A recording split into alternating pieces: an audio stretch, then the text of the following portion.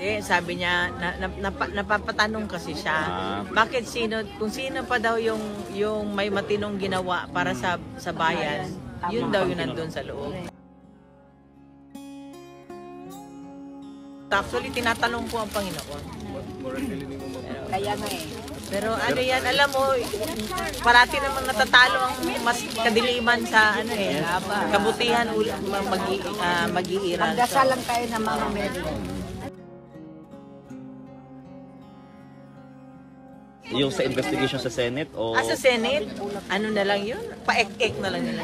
Huwag na lang kayo maniwala ni Amy Marcos, ma'am. Hindi ako naniwala sa kanya. Bakit po? Ma'am, palapudol talaga, ma'am. Ayaw na pagpaniwala, ma'am. Baka matigil si BP, ma'am, ha? Pagtangka lang po, ma'am. Ano lang, para lang, tanong siya na, ano ba talaga nangyari? Si BP, ma'am, huwag Di ba niya nakita ano nangyari? Oy, congratulations! Nakita niyo yung congratulations sa Pilipinas, may kinidnap at pinatay na naman. Tingnan mo nga yan, tingnan mo. Ano masasabi nyo doon sa ganun, ma'am? Ma'am, Kaya congratulations. ma'am. Ganyan ang gusto nyo? Sige, congratulations. Number, di ba nakita mo yung survey sa, dalawa sa cities ng Pilipinas, ang dangerous place? Congratulations again. Oo, maraming nangyari, ma'am. Congratulations, BBM. Ma'am, nagdugo ng hipo ni BBM, nakarma na, ma'am. Nakarma na, ma'am. Inuuna. You're also parang nagpapakita ng strong personality din. Saka humugot ng lakas. For now, I think from him. I think when you're raised by a person like that, you get a lot of their qualities as well. So, were you able to dance with your father? for a bit lang. Kasi medyo napapagod siya. So, yeah, for a bit. I was able to sing him 2 songs also. I sang Ikaw, his favorite song, and Hallelujah. So, he was very happy. How did it make you feel? I'm grateful that I still get to sing to him. First time mo mag-celebrate, ma'am, no? Kauban sa mga... Yes. Halo. It's a very different May question po. May lechon daw. Question po. Meron po bang birthday wish ang former president po sa inyo? Sorry? May birthday wish daw. Si President sa'yo. He only wishes me one thing, eternal happiness. As always. Ikaw, ma'am, gusto yung wish ni mo? For him to come home. Yes, of course, we also. May gift ba siya? Wala. Yung saya, yun yung gift. Gift niya. Yes. May message ba yung dada mo to the Filipino? Yes, again, he would like to extend his gratitude to everyone here, for everyone who continues to pray for him, and for everyone who supports him. So, he is looking forward to come home to explain to the Filipino people what has happened. Alright mga kababayan, so tayo po ay magre-react dito sa video clip na nakuha natin sa SMNI News. Ang pagse-celebrate po ng bunsong anak ni dating Pangulong Duterte na si Kitty Duterte, no? At siya po ay nag-celebrate ng kanyang birthday dyan po sa tapat po ng ICC Detention Center dyan sa Dahig. Maaalala natin na si Kitty Duterte po ay isa sa mga nakasama po ng dating Pangulo nung mga panahon na siya ay inaaresto po. Maaalala din natin na naghain din po siya ng petition sa Korte Suprema. Ito nga po yung writ of habeas corpus, no? So ano bang ibig sabihin ng writ of habeas corpus? Ito po ay isang legal na utos mula sa Korte na naglalayong protektahan ang karapatan ng isang tao laban sa hindi makatarungan pagkakadetain o pagkakakulong. So ang habeas corpus po ay inihain ito ni Kitty Duterte, no, upang protektahan yung kanyang ama dahil kina-question nga po nila yung legalidad sa pagkakaaresto at pagkakadetain sa kanilang ama. So ano ba yung mga layunin ng writ of habeas corpus? Syempre, number 1 dyan, yung protection laban sa illegal na pagkakakulong. Tinitiyak nito na walang sinuman ang maaaring ikulong nang walang wastong legal na batayan. At pangalawa dito ay ang pagkakaroon ng due process. So inaatasan ang may hawak ng nakakulong, halimbawa pulis o ibang otoridad, na magbigay ng paliwanag o dokumento na nagpapakita ng legality ng dahilan kung bakit makukulong o nakulong ang tao. At syempre yung pagtiyak sa kalayaan. Kung walang sapat na legal na dahilan ang nakakulong ay dapat palayain. So dito sa Pilipinas kasi mga kababayan, ang writ of habeas corpus ay isang mahalagang kasangkapan upang mapanatili ang karapatang pantao. Subalit maaari itong ayun nga isuspinde sa ilalim ng Artikulo 7 or Article 7 Section 18 ng Constitution sa sitwasyong may rebellion, pananakop o emerhensiyang nagbabanta sa kaligtasan ng publiko.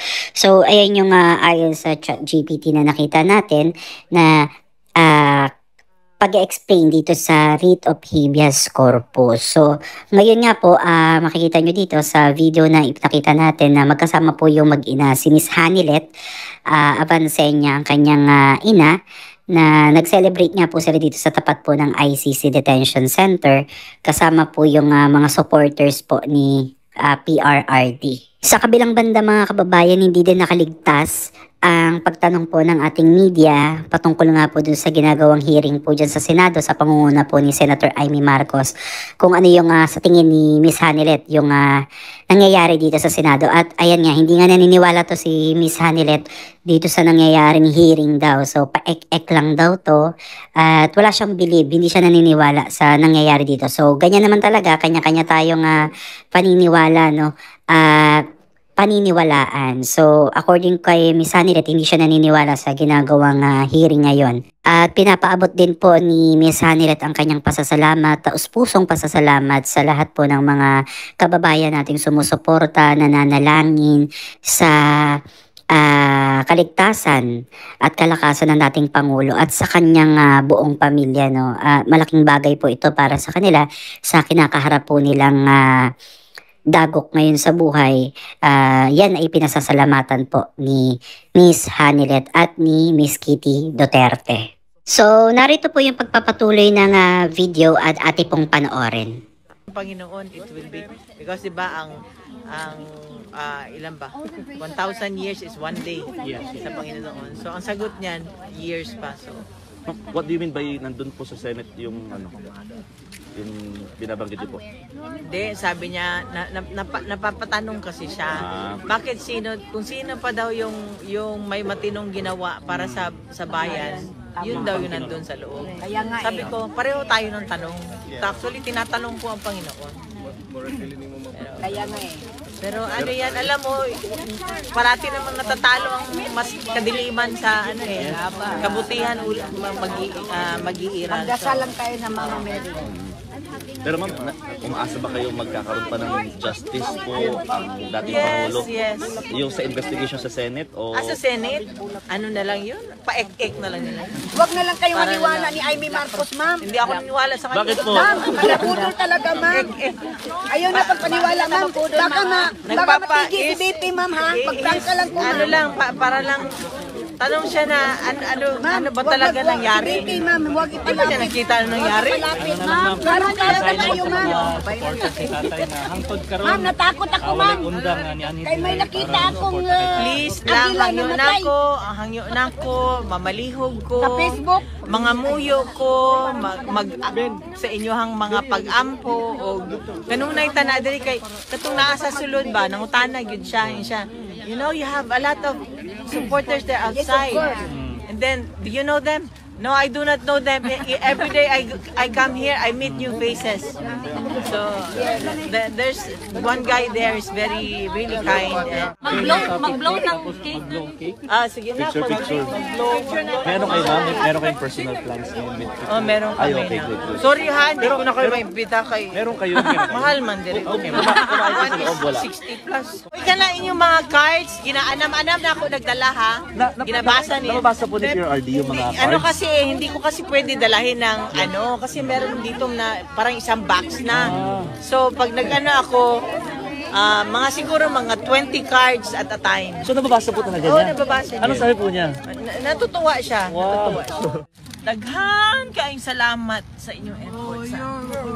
Daghang salamat, ma'am. Salamat kayo. We love you! Happy birthday to you!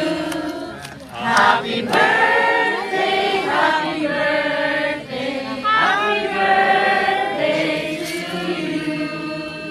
May the Lord God bless you! May the Lord God bless you! May the Lord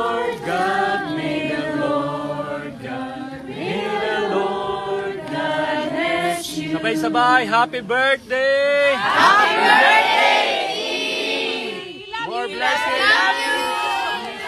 We love you so much. Yes! Wish! My wish Go na! for PRRD to come home. That's our prayer. Do I blow the cake? This month. Yeah. Thank you, ha?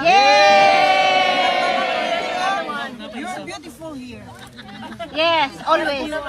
Wait lang. Parang, there's someone who taught me about slicing the cake myself and taking a bite, so I want to do it. Yan, may fork siguro kailangan. In this cake, I have to take a wish in my mind.